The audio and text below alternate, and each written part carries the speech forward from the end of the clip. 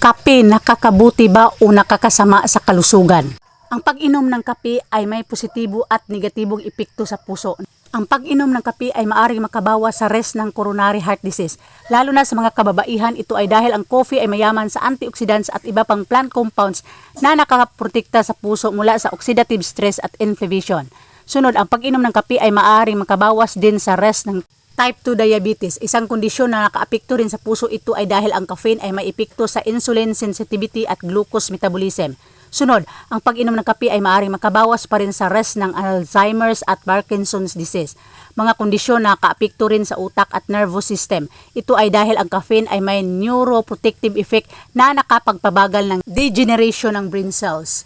Ang pag-inom ng sobrang dami ng kape ay maaaring makasama sa puso. Ito ay dahil sa sobrang caffeine ay maaaring magdulot ng palpitations o abnormal na rhythm ng puso. Kung ang isang tao ay may pre-existing na sakit sa puso, ang sobrang caffeine ay maaaring mag-trigger ng heart attack o stroke. Sunod, ang pag-inom ng sobrang dami ng kape ay maaaring makasama rin sa blood pressure. Ito ay dahil ang sobrang caffeine ay maaaring magdulot ng vasoconstriction o pagliit ng mga blood vessels.